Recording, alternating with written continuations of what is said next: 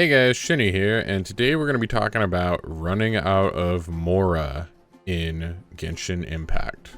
Okay guys, so basically my thumbnail, which I'll be picturing right over here, is actually real. I was down to 8 gold or 8 Mora left at one point while trying to level up some of my characters. So one thing that's going to be like really kind of counterintuitive about this game is, compared to a lot of RPGs, how I generally play an RPG is try to level up all of my characters. I try to keep everyone around the same level. I try to keep everyone kind of doing the same thing. But in this game, that is huge drain on your resources. And I know if you've watched any of the other YouTubers that are really covering Genshin, that's something that they're all saying. And I didn't really take that to heart too much. I was like, oh, sure, yeah, you know, I'll just kind of slowly level people up. But you're going to run into a point where you really aren't going to be able to level people up just because you're going to be using all of your books to level some characters that you really aren't using. So let's go ahead and go into my character menu here real quick, and I'll kind of show you what I'm talking about.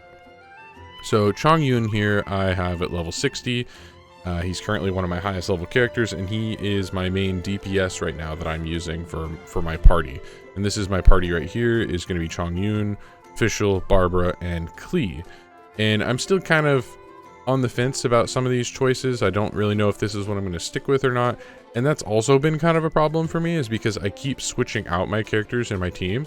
Because previously, before Chongyun, I was actually using Kaya, and he was my highest level. Until recently, and Chongyun is my first one that I've actually gotten to 60. And again, I'm really not that far in the game. I'm only adventure rank 34. I've progressed through the main story as far as I can at this point, but I keep stalling myself because I've spent so much time on these characters. And so Fischl's level 52, Barbara's 40, Klee's 41, Noelle's 50, Kaya's 50, Zhongling's 50, Jingquo, however he says it. Someone told me it should be Jingquo, is 43, Venti's 40, Lisa is 27, Ningguang's 23, my main character is only 20, Amber's only 20, and Sucrose I really haven't done anything with, because she's my most recent character I've got, and she's basically at that point where I was like, you know, I really need to stop trying to level up everybody. And so that's where I've been at. And you're going to use so many of your resources. Like, I have no books left right now. I can't level up anyone that I want to at the moment because I've spread my books so thin between all my different characters, which is fine. It's just going to slow down my progression a little bit. And I'm not too worried about it, but maybe this might help you guys out a little bit, just because you are going to run low on Mora, you're going to run low on books and all that stuff if you focus way too much on all your characters, especially if you're also trying to give them all gear and level up their gear. Like Chongyun has, it's only a 3-star weapon, but this thing is pretty good on him until I get a better 4-star weapon. And if you're trying to level up all their artifacts and stuff, like if you're trying to do all of that at the same time, you're really going to run out of gold fast. Now, the bread and butter of this video, what most people are probably actually going to be watching for, and I'm sorry it took me this long to get here, the fastest way to get Mora is to run these yellow Leyline Outcrops Blossom of Wealth. Alright, so the Blossom of Wealth will become available at AR 12 or Adventure Rank 12, and basically the amount of gold you're going to get is going to scale based on what your adventure rank is. Go ahead and put a chart up over here on the right, and basically this is going to be showing the amount of adventure rank experience you're going to get, the character friendship experience you're going to be getting, the character experience material you're going to get, like the books if you're doing the Blossom of Revelation, or the Blossom of Wealth is going to give you a certain amount of gold. Now the Blossom of Revelation is going to become available at AR 8, and then the Blossom of Wealth won't become available till AR 12. But as you can see here on the chart, from AR 12 to 19, you're going to get 12,000 gold. As you continue to rank up your adventure rank from 20 to 24, you're now going to get 20,000 gold each time you do this. From 25 to 29, you're going to get 28,000. From 30 to 34, you're going to get 36,000 gold or more each time you do that. from 35 to 39, which I'm almost at 35, so this is pretty exciting to me.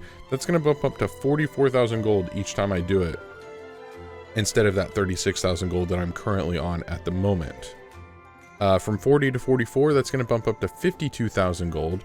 And from 45 to 49, it'll bump up to 60,000 gold. We're not going to go over the character experience materials, the books, in this, because we're mostly talking about Mora in this video here, just because it is so, for me anyways, it has been so difficult to keep up with the amount of Mora that I've been spending trying to level up all of my characters. I really need to focus on just a handful of characters here, or else I'm gonna run out of so much gold, and that sucks. When you're down to 8 gold left and you can't buy anything, that is rough. This right here, these Leyline Outcrops, Blossom of Wealth, these are the best bang for your buck to get gold, or Mora, I should say. These are the best way to get Mora so that you can continue to level up your characters, level up your weapons, level up your artifacts, because all 3 of those things are going to take a significant amount of gold to continue to level up. And it's only going to get worse as you get to higher levels. Going from 1 to 20, really quick. Going from 20 to 40, not bad at all. Going to 40 to 50, that takes a little bit more gold. Going from 50 to 60 takes a significant amount more gold and experience books. That takes a lot. All right, so anyways, guys, thank you so much for watching. Hopefully this helps you out in some way, and I really hope you take it to heart, just because, again, this was something that I really have struggled with myself, and it's kind of a mental thing because, again, with RPGs, I've always tried to level up all of my characters at the same time. I try to keep them all at a pretty even level so I can swap them out at any time. In this game, that is a lot harder, and I really think you should focus on getting one party, like pick 4 characters, maybe of different elements, different play styles, but pick a bunch of them and decide that this is the party I'm going to run with for a while. Even if you might get a new character later on, hold on to those 4 for a bit, level them up, and focus on them. But then whenever you get that chance where you're like, okay, I want to swap out, maybe you were using Zhongling until you got Klee or Diluc, and you wanted that new fire character. Well, keep using Zhongling until you get them. But then once you do get them, now you can focus on just that one character instead of trying to focus on a full party or on your entire selection of characters. It's going to be much easier on you in the long run if you just focus on a handful. And even if you can only focus on maybe 2 or 3, that's going to be even better than trying to do a full party.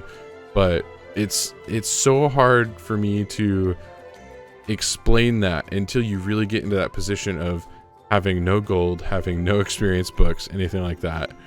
But yeah, so thank you guys so much for watching. Hopefully this helped you out. I do stream over on Twitch a few times per week, so if you want to come hang out with me, there's a link down in the description below. And yeah, I'll see you guys later. Thanks for watching. Shini out.